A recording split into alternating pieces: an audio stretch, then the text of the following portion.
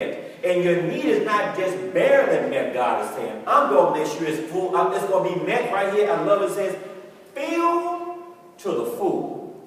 God is not a partial God. If you're praying for a car, it doesn't do you any good just to have a steering wheel. The idea that God is not, girl, I got to look at the steering wheel all over the planet. And I got to have a whole scenario there. God is not a partial blessing God. So now, with that having been said, please read this with me. Overflow.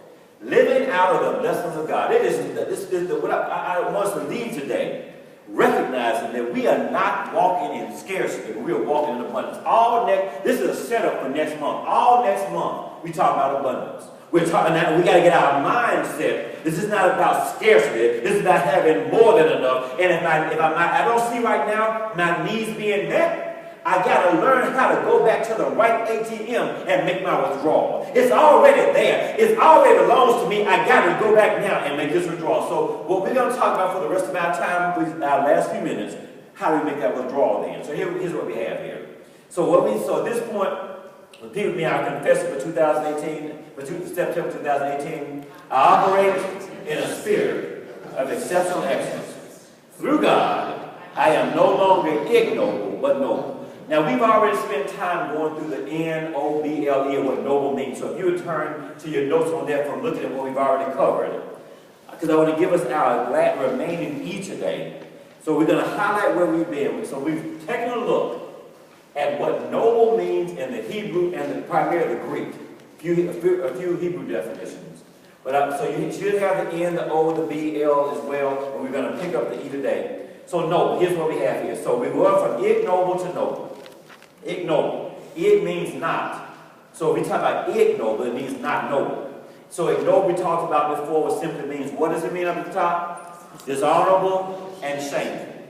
So the example here, wonderful example, that cheating on an exam is a dishonest way, a shameful way, an ignoble way to try to get good grades. Our theme this whole month has been going from ignoble to noble. So noble, our first one, what was our in? What does it mean? Noticeable integrity. In other words, someone who is noble has to have integrity seen. It's noticeable. It's demonstrated. It's observed. Noticeable integrity. Please read this verse with me again, because all these have verses going with them. Proverbs 11:3. The integrity of the upright shall guide them, but the perverseness of the transgressors shall destroy them. We talk about integrity here from Tony Dungy's great book, and Uncommon. Read this with me, please. Integrity is what? The choice between what's convenient and what's right. It's not always between what's right and wrong. It's between what's convenient. In other words, another way, it is between what's right and what I can get away with. That's integrity. Integrity says right here, I can get away with this, but that's not right, so I'm going to do what's right. That's integrity.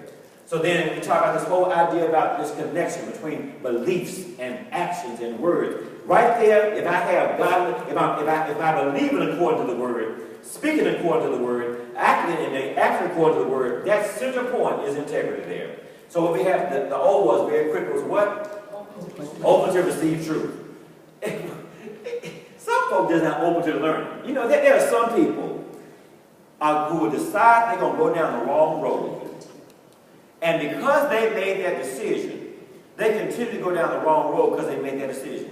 They're not open to correction, not open to receiving truth. And if we're going to be noble, it says, I'm open to receiving the truth straight from the Word of God. From John 8:31 and 32, it's not the truth that sets us free. It's continuing in His Word, applying His Word, and applying that the truth of His Word is what sets us free. So truth belongs to God. Can we handle the truth here? So we said, we know at this point, we talked about before, we are made holy, we are made extraordinary, and we are made righteous. Made holy, let's go back. I'll make sure we're clear about this before we leave here. We are made, read this with me please from Hebrews 10:10, what? Once and for all, made holy. Because of what Jesus did, we've been made holy. Most of us have believed that holiness means I never mess up anything, or it means I got to wear a white dress and white gloves and no toes showing. And now holiness is about saying once and for all, made holy. So holiness comes from the Greek word being set apart from God. We were made holy. We were made as believers to be set apart. Holiness is what? It's a what? Invitation to the extraordinary. So then please read this one as well. God's people are ordinary people who have been what?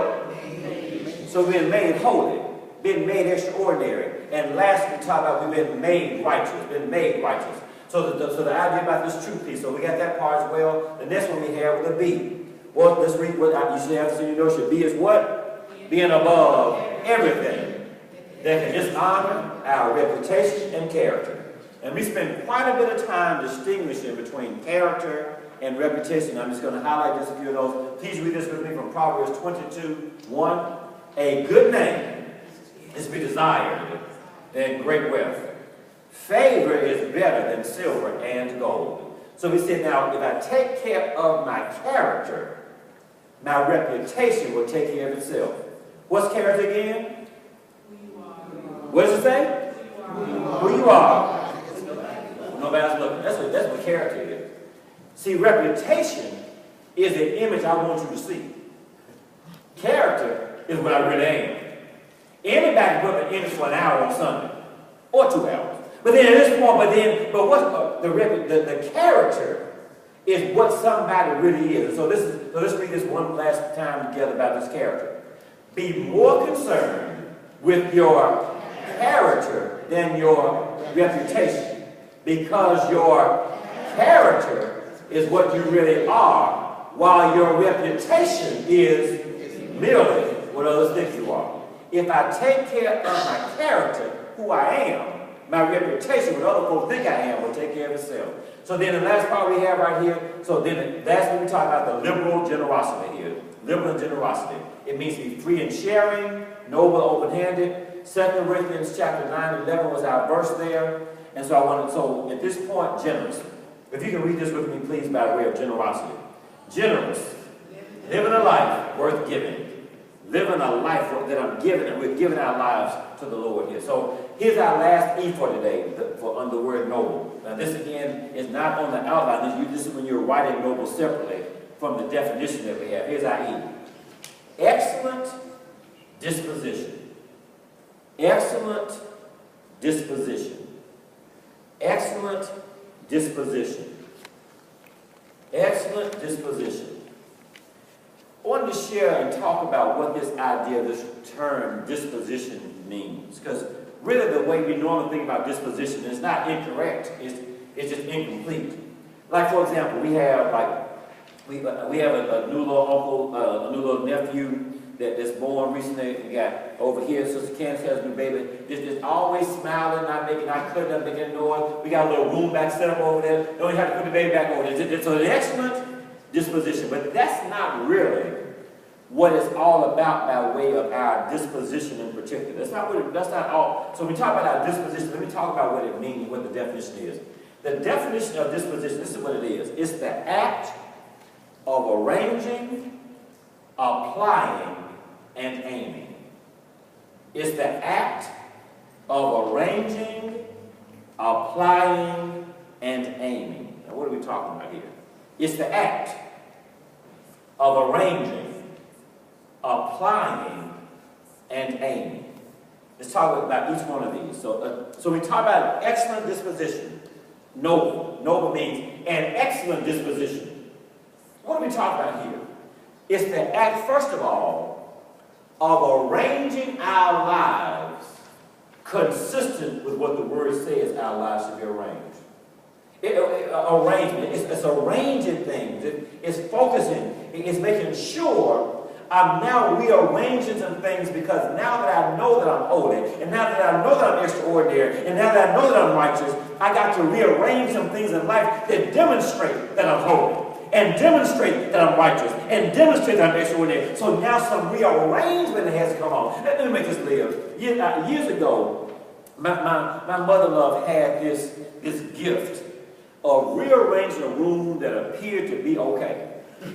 The sofa was here, table was here, and everybody thought it was fine. It was comfortable where it was, And she would wake up with a vision of mind, call her brothers, call anybody who was around, and have everything rearranged. We repaint the room, do everything. Now, what was done later was better than before, but the vision was only in her mind, and we had to carry out, rearrange this furniture. It ended up better than before, but we had to work to make sure that vision came to pass. Well, God says, I have a vision for you, believer. And right now, where you are is not living up to that vision. Where you are right now is being ordinary. I need you to know I got a vision for you to be extraordinary. I have a vision for you to go from trouble to triumph. And too many believers have not rearranged our thinking to accept that we're extraordinary. We've not rearranged our thinking to accept that we are more than enough. We've not rearranged our thinking to know that we are victorious and not victims. So there's some rearranging. So excellent disposition means I'm rearranging my thoughts, my life around God. What's the next one say? Applying. Applying. Applying what we know. And here's the point. This is where it is not that believers don't know. Oftentimes we don't apply what we know. I said it is not that we don't know. It's that we don't apply what we know. If you go and look at any child's book, they've taken notes that would for things to be on the test. They may not have applied or studied what they knew.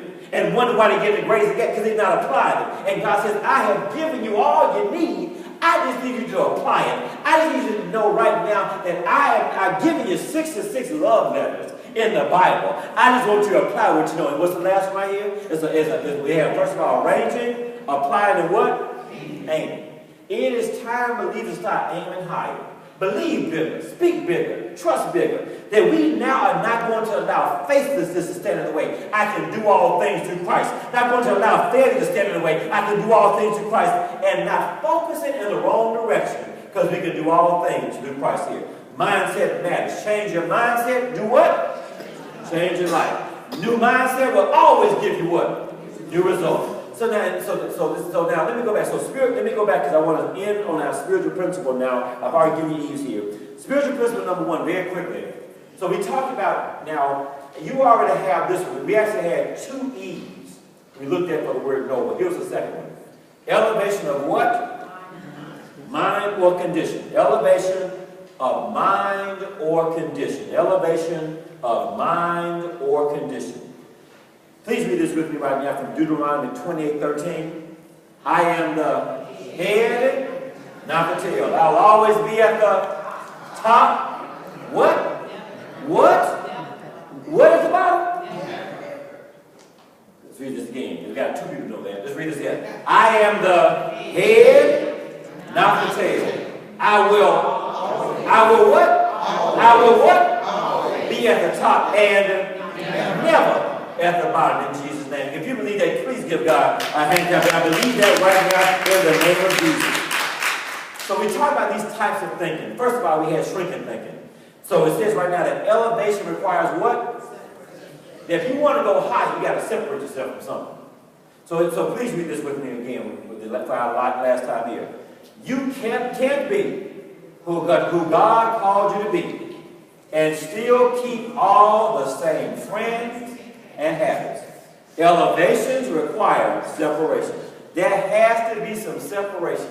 That sometime in the family reunion, you got to get away. Especially the class reunion, you got to get away. At some point, and when God has called you to do something, you may not see anybody else do. But the elevation is going to require some separation. Got to leave the crowd and everything as well. Spiritual principle number 2, sinking thinking. Sinking thinking. What you're thinking about. You're sinking what you're thinking about. So at this point, your elevation requires what? Isolation. That it really is all right and really important to have some time with just you and God. Not you and God, but let me say it another way. That what we get here is we get the revelation to go back in and have victory out there. That when I have this application, what I'm talking about here, I can go out there, but I have to, so there has to be some time where we take these notes and quiet time with God, one-on-one, and allow Him to put that thing even deeper in our spirit for us to have elevation. Elevation will require isolation. Well, this will tell us what? Greatness requires what? To prevent what? Contamination. I'm telling you, the world is always trying to contaminate you. It's not fake news. The truth is the truth. The truth is the truth.